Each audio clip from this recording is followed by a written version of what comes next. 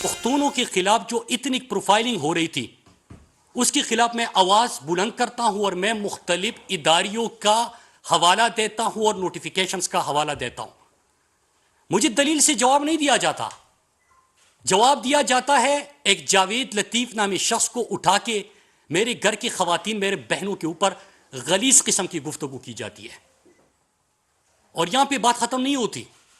جب میں دوبارہ الیکشن میں جانے لگا 2018 میں، جب 2018 میں دوبارہ الیکشن میں جانے لگا تو اس سے 2 ہفتے پہلے جو حالیہ غلیظ کمپین آپ دیکھ رہے ہیں، اس غلیظ کمپین کا آغاز ہوتا ہے دوبارہ الیکشن میں جانے سے 2 ہفتے پہلے.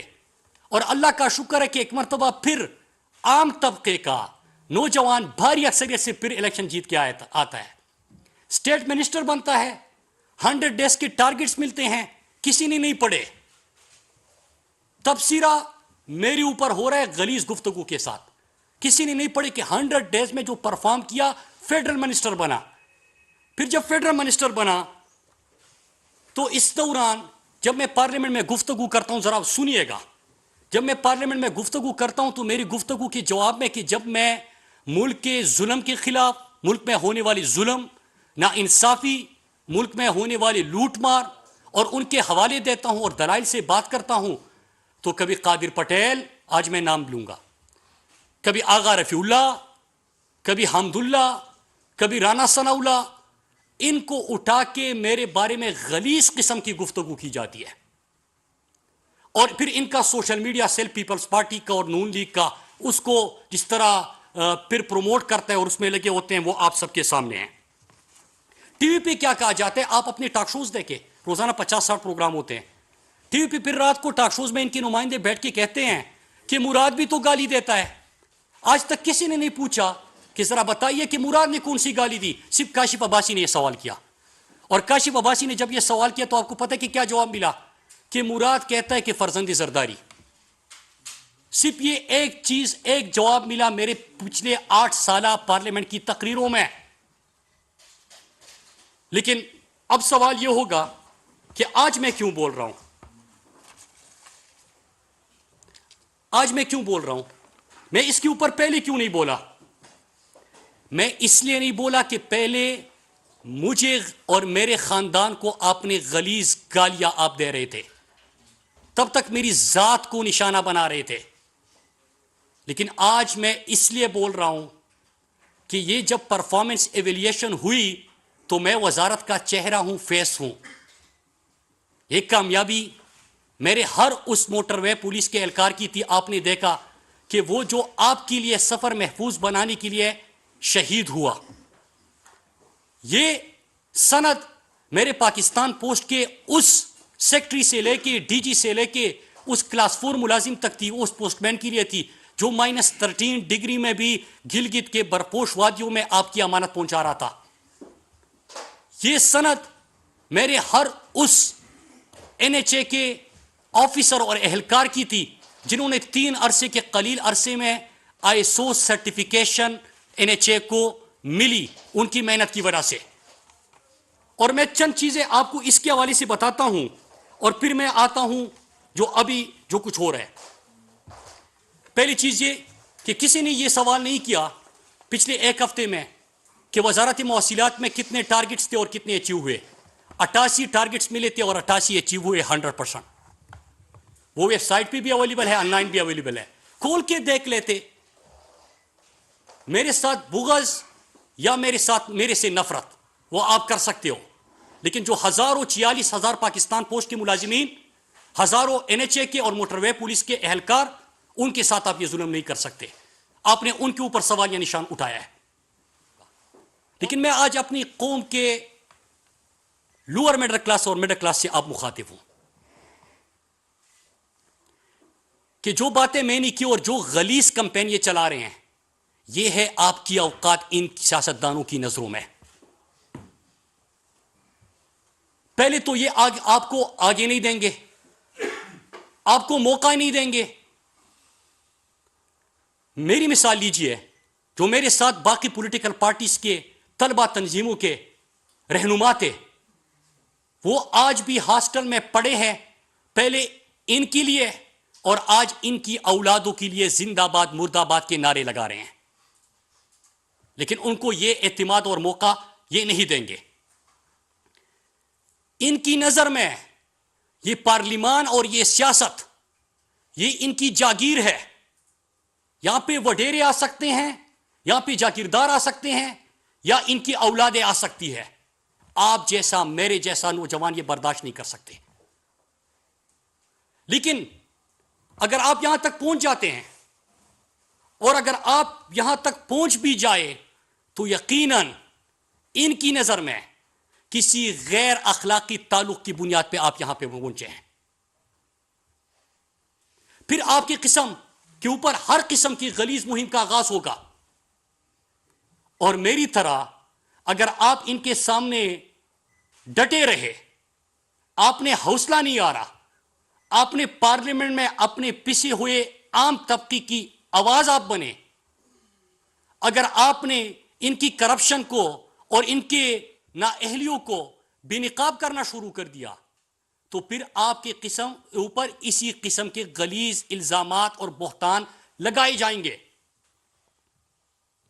اور اگر آپ مختلف غلیظ کمپینوں کے بعد بھی دوبارہ ایم این اے بن جاتے ہیں کہ الیکشن سے 2 ہفتے پہلے آپ کے خلاف مہم کا آغاز ہو اور آپ بھاری اکثریت سے جیت آئے، آپ اسٹیٹ منسٹر بنے، پرفارم کر کے فیڈرل منسٹر بنے، 3 سال کے جتنے ٹارگٹس تھے اور اس کوارٹر کی جو سند دی گئی سارے ٹارگٹس اچیو کر دیے، تو اس کا مطلب کیا ہوگا کہ پاکستان کا ہر وہ بندہ، ہر وہ نوجوان، ہر لوور مڈل کلاس اور مڈل کلاس کا وہ نوجوان جو اپنی آنکھوں میں اپنے ملک کے غریب عوام کی تقدیر بدلنے کا خواب لے کے آتا ہے، جو ان کے اس سٹیٹس کو چیلنج کرتا ہے، جو اس جاگیرداروں کو، ان کے صاحبزادوں کو، ان زرداروں کو، ان کو چیلنج کرتا ہے، اور نہ صرف چیلنج کرتا ہے بلکہ پرفارم کرتا ہے کہ 13 سال بعد پاکستان پوسٹ کو خسارے سے نکال کے باقی اداروں کے لیے مثال بناتا ہے، پاکستان میں ایسا نظام دیتا ہے کہ کرپشن کے دروازے بند کرنے کے لیے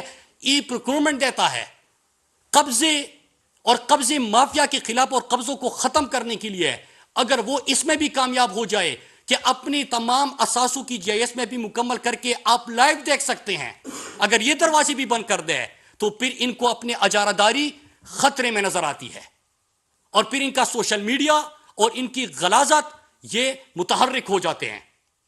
تو میں آپ کو یہ بتانے کے لیے آج آیا ہوں، میرے پاکستان کے نوجوانوں، طلبہ تنظیموں، نوجوانوں کے جتنے فورمز ہیں ان کو، پاکستان کے عام اور پسے ہوئے طبقے کو، پاکستان کے تعلیم یافتہ نوجوانوں کو میں آج یہ بتانے آیا ہوں کہ یہ کمپین، یہ مہم کسی مراد سعید کو کونے میں خاموش کر کے بٹھانے کے لیے نہیں ہو رہی، بلکہ آپ کو یہ بتانے کے لیے ہو رہی کہ آپ کی اتنی اوقات ہی نہیں ہے کہ آپ ہمارے برابر بیٹھ سکے، آپ کی اتنی اوقات ہی نہیں ہے کہ آپ ہمارا مقابلہ کر سکے، آپ ہمیں چیلنج کر سکے، اور پھر آپ اتنے دم آپ میں کہاں سے آ گیا کہ آپ ملک کے خساروں کی اداروں کو جو ہم نے اتنی مشکل سے خسارے میں لے کے گئے تھے آپ اس کو خساروں سے نکال لے آؤ۔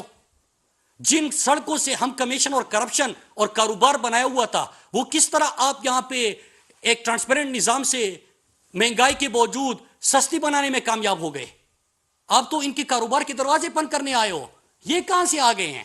یہ سرکس سارا اس کے لیے ہو رہا ہے۔ اور آخر میں پاکستانیوں، یہ آپ کے لیے وارننگ ہے، ہر نوجوان کے لیے وارننگ ہے کہ ہماری اجارہ داری کو چیلنج کرنے کی جرات مت کرنا۔ میں تو ان کے سامنے کھڑا ہوں، ان کے مہموں کے باوجود میں نے ڈیلیور کیا، اور انشاءاللہ آپ دیکھیں گے کہ اب ایک نئے انداز سے انشاءاللہ پارلیمنٹ میں، جلسوں میں، آپ نے آزاد کشمیر میں دیکھا کہ ان کی قیادت پوری، آپ نے گلگت بلتستان میں دیکھا، آپ نے سندھ میں دیکھا، آپ نے ضمشدہ اضلاع میں دیکھا، اور آپ نے بار بار دیکھا۔ تو انشاءاللہ میں تو ایک نئے عزم کے ساتھ ان کا مقابلے کرنے آیا ہوں، لیکن میرے نوجوانوں، آج میں آپ کے لیے اور اپنی وزارت کے جو محکمے ہیں ان کے لیے آیا تھا، یہ آپ کو وارننگ دے رہے ہیں، یہ سارا سرکس آپ کو وارننگ دینے کے لیے ہے کہ ہماری اجارہ داری کو اور ہمارے کاروبار کو اور جو ہم نے اپنے بچوں کو اور اولادوں کو تیار کیا ہوا ہے ان کو چیلنج کرنے کی जुरत मत करना। आप सबका बहुत शुक्रिया। आपको अवार्ड मिला नंबर 1, हम उसके लिए आपको मुबारकबाद पेश करते हैं, और जो मुहिम आपके खिलाफ चलाई जा रही है हम उसको भी कंडेम करते हैं, बिल्कुल ऐसा नहीं होना चाहिए। लेकिन जिन मोहतरमा की किताब का हवाला दिया गया, क्या आप उनके खिलाफ कोर्ट में गए? दूसरा, जब मोहतरमा बेगम कुलसूम नवाज मरहूमा जब बिस्तर मर्द पे थी, उनके खिलाफ बड़ी कंपेन चलाई गई। बिलावल भुट्टो के खिलाफ भी काफ़ी कंपेन इस किस्म की चलाई जाती है, मीडिया के ऊपर भी आपके कुछ मिनिस्टर्स भी बयान देते हैं, मरियम नवाज के खिलाफ भी इस किस्म के बयान आते हैं। तो क्या आप सबको कंडेम करते हैं कि अक्रॉस द बोर्ड जो है ये चीज़ ख़त्म होनी चाहिए? देखिए, दो चीज़ है। पहली चीज़ ये कि जो आपने बात कही मैंने अपने हवाले से आज गुफ्तगू की, और आपको 8 साल की तकरीर तमाम उठा लीजिए, आपको कोई भी चीज़ ऐसी नज़र नहीं आएगी। और जब एक ही एंकर ने सवाल किया तो जवाब कहा गया कि इन्होंने कहा है कि फ़र्जंद ज़रदारी, इसके अलावा आपको कोई चीज़ नहीं मिलेगी। नंबर 1। नंबर 2, आप जिन लोगों का हवाला दे रहे हैं वो मेरे लिए मैटर नहीं करते। मेरे लिए मेरा काज मैटर करता है। मैं नए पाकिस्तान का ख्वाब लेके आया था। किसी के लिए नया पाकिस्तान, दो नहीं एक पाकिस्तान, ये नारा होगा, किसी के लिए दावा होगा। मेरे लिए ईमान की हद तक मैं इसके ऊपर यकीन रखता हूँ और मैं इसी के लिए काम करूँगा। अच्छा, ये बताइएगा मुराद साहब कि 2 दिन से फेडरल कैपिटल में एक तमाशा लगा हुआ है। तमाशा इस तरह लगा हुआ है कि कोई जर्नलिस्ट है या नहीं ये अलग से बहस है, लेकिन जर्नलिस्ट तंजीमें भी बाहर निकली हुई हैं और बहुत कुछ आप बताए भी मीडिया में आ रहा है। उस बारे से आप अपनी एफआईए में जो आपकी दरखास्त है उसकी पे थोड़ी सी रोशनी डालेंगे? देखिए, एक चीज़ है सिंपल, हर पाकिस्तानी को आईनी पाकिस्तान ये ज़मानत देता है। कल मैं ये भी सारी चीज़ें देख रहा था। आप मेरी हद तक इसको एक नज़र से देखें कि एक होता है कानूनी रास्ता, एक होता है गैर कानूनी रास्ता। तो आप इस तमाम चीज़ों के बावजूद, और मैंने आपको वजह भी बताई कि इस दफ़ा मैं क्यों गया। इस दफ़ा इसलिए गया कि पहली तो मेरी ज़ात थी, तो मैं अपनी ज़ात का दिफा करने तो असम्बली नहीं आया, मैं अपने लोगों के लिए कुछ करने के लिए आया हूं। आपने अगर मुझसे सवाल करना है तो ये करे कि आपके हल्के में दूसरे हल्कों से ज्यादा काम नहीं हुआ, आपने डिलीवर नहीं किया। आप मुझे ये बताएं कि आपने पार्लियामेंट में लेजिस्लेशन में और ऐवान की कार्रवाई में हिस्सा नहीं डाला, ये मेरी गलती होगी, वो भी आप नहीं कहते। आप ये कह दें कि मेरे नीचे जितने डिपार्टमेंट्स आते हैं उसमें बाकी पिछले 5 साल देख लीजिए और ये 3 साल देख लीजिए, आदाद शुमार में अगर आपको वाज़े बरतरी नजर ना आई तो फिर मुझसे सवाल कीजिए। लेकिन इसमें तो मैं सिर्फ फैसला मिनिस्ट्री का, मेरे उस पोस्टमैन का क्या कसूर है? मेरे उस पुलिस सरकार, मेरे 2 पुलिस मोटरवे पुलिस के जवान इस साल शहीद हुए, आपको पता होगा। किस लिए? कि वो आपके लिए कानून के तहफ़्फ़ुज़ को मोटरवे के ऊपर यकीनी बना, सफर को महफूज बनाने के लिए काम कर रहे थे। उनका क्या कसूर था? तो मैं क्या कर सकता था? आईन पाकिस्तान जिस तरह हर शहरी को इजाजत देता है, उसमें यह नहीं देखा जाता कि आप वफाकी वजीर हो, आप स्टेट मिनिस्टर हो, आप MPA हो, आप जर्नलिस्ट हो, आप कोई और कारोबार करते हो या आम शहरी हो, मजदूर हो, आपको इख्तियार देता है कि आपकी कानून के मुताबिक कार्रवाई कर सकते हो। मैंने वही किया जी।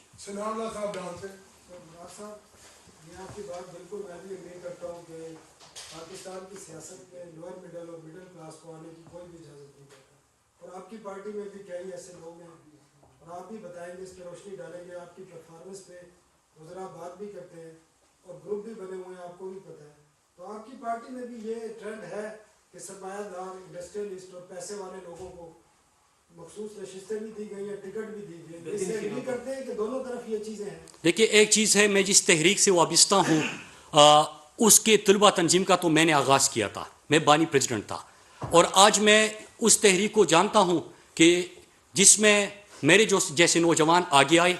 फिर मेरे बाद आप देखते हैं कि इसी पार्लियामेंट में शाहिद खटक करक से एक नौजवान है, आम तबके का है, वो भी आया, फरूख हबीब भी आया, हमारा कौर शोजब यहाँ इस्लामाबाद से जो हमारी ISF की थी वो आ गई, फिर उसके बाद अलमगीर मसूद। तो ये सिलसिला शुरू हो गया है। तो उसका तो मैं कुछ नहीं कह सकता, लेकिन ये क्या एक तहरीक और जदोजहद ने क्या तहरीक इंसाफ में मौका दिया? हाँ दिया। जी जी आजाद साहब, से 1 मिनट आप। मुझे 2 चीज़ें पूछनी है मुराद साहब। सर, एक तो खैर ये तलबा तंजीमों से कौमी सियासत में आने वालों के नाम भरे हुए हैं, पार्लियामेंट में भी हैं और पार्लियामेंट से बाहर भी हैं, लेकिन जिस बात का क्रेडिट आप ले रहे हैं ISF बनाने का, ये वाकई आपका क्रेडिट है, इसमें कोई शक नहीं। लेकिन आपकी जमात को 4 साल हो गए, तलबा तंजीमों पर पाबंदी है, एक बात तो ये है।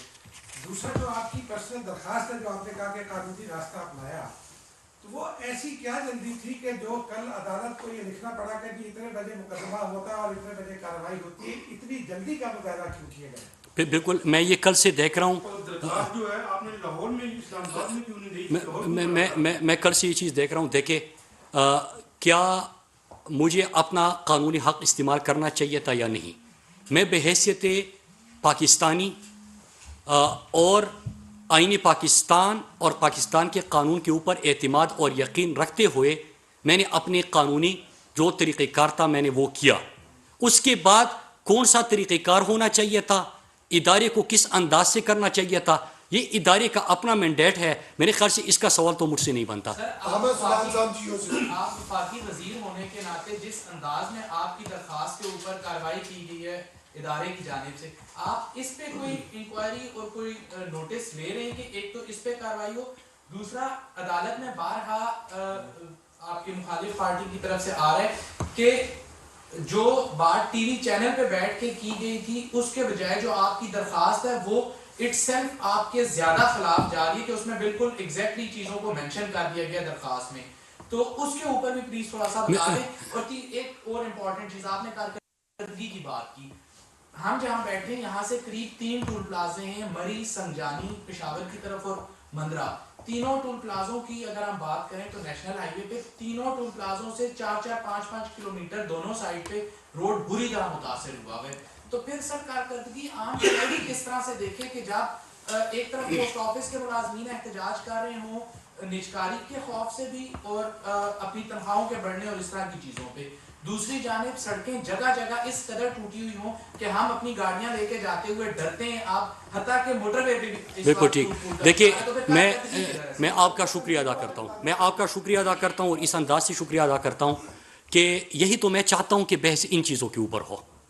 اور پاکستان میں پرانی سڑکیں تھی 13,000 کلومیٹر، جو کہ آپ کو پتہ ہے کہ جی ٹی روڈ آپ کی ساؤتھ پنجاب، بلوچستان، کراچی سے چمن کوئٹہ جو آپ حوالے دے رہے ہیں، میں اس طرح اور حوالے دے سکتا ہوں، یہ خستہ حالی اور بری طرح تباہ تھی.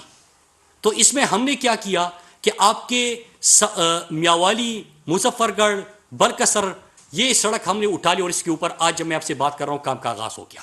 ٹھیک، جو آپ کے پاس بجٹ جتنا ہوتا ہے اور آپ کے پاس ریونیو کتنی ہوتی ہے اتنی آپ نے سڑک بنانی ہے. نمبر 2، کراچی سے چمن کوئٹہ سڑک کو خونی سڑک کہتے ہیں.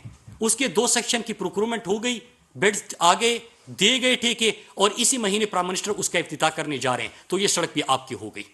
پھر تیسری جی ٹی روڈ تیسری ٹھیکہ دیا گیا ہے 2 سیکشن کا. تیسرا اور پرائم منسٹر کی افتتاح کا انتظار ہے، بلوچستان حکومت سے بات ہو گئی ہے. تیسرا کراچی، چمن، کوئٹہ، خوزدار کے 2 سیکشن کا بیڈز ہو چکے، ٹھیکہ دیا گیا اور اس مہینے اس کا کام کے اوپر آغاز ہے. پی ایم سے ٹائم دیا گیا ہے. پھر اس کے بعد جی ٹی روڈ، پھر جی ٹی روڈ کے اوپر بات ہوتی ہے. جی ٹی روڈ مکمل خستہ حالی کا پرانا شکار، لہٰذا جی ٹی روڈ کو پہلا موٹر وے سیالکوٹ کاریا کا آغاز ہو گیا. کاریا پنڈی کا اشتہار آ چکا. جی ٹی روڈ کے لوگوں کے لیے میں مبارکباد دیتا ہوں، پہلا موٹر وے آ گیا. جو پرانی خستہ حال 13,000 کلومیٹر تھی اس کا کیا کرنا ہے. جب ہماری آمدن میں اضافہ ہوا تو ہم نے اس پہلے فیز میں 4,000 کلومیٹر کی سڑکیں اٹھائی ہے اپنی آمدن کو دیکھتے ہوئے، جس کی ہم مرمت کریں گے.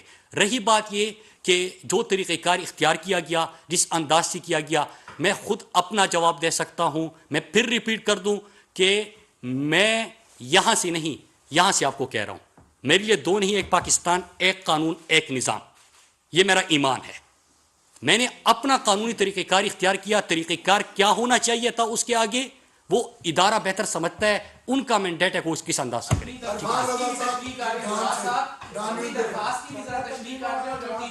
میں بتا دی. اچھا، درخواست میں نے سمپل اپنا صرف پروگرام کا حوالہ دے کے جو کہا گیا تھا وہ بتا کے میں نے قانونی کارروائی کی درخواست کی تھی. سمپل. ایک تو تنخواہ تنظیموں والا جواب دے دیتے، وہ میرا سوال تھا. دوسرا نیوز 1 پر بین ہے، کیا آپ اس کی مذمت کریں گے کہ آزادی اظہار؟ میں نے ان کو میں نے کوئی درخواست ان کے اوپر نہیں دی. میں نے کوئی درخواست نہیں دی ان کے اوپر. آپ سے سوال کیا گیا کتاب کے بارے میں، आपने कहा कि मैं उस बारे में नहीं बोलूंगा। मैंने बात कर ली. जी आपने कहा, लेकिन ये सिलसिला तो देखिए अभी हुआ, कल को कोई और का रेफरेंस से आ जाएगा, कोई और जगह, तो आप इस पर को बंद क्यों नहीं करते? मैं ये कह रहा हूँ कि जो कानूनी कार्रवाई का इस दफ़ा फैसला किया वो आपको बताया, और मैं कानूनी टीम और मेरी मुशावरत उनके साथ हो रही है, मैंने इसकी वजाहत कर दी. एक चीज सकर हैदराबाद नहीं बोल रहा। सर हैदराबाद 3 साल क्यों डिले किया? उसमें मैंने तो कैंसिल किया आपने, फिर 3 साल होने नहीं। उसमें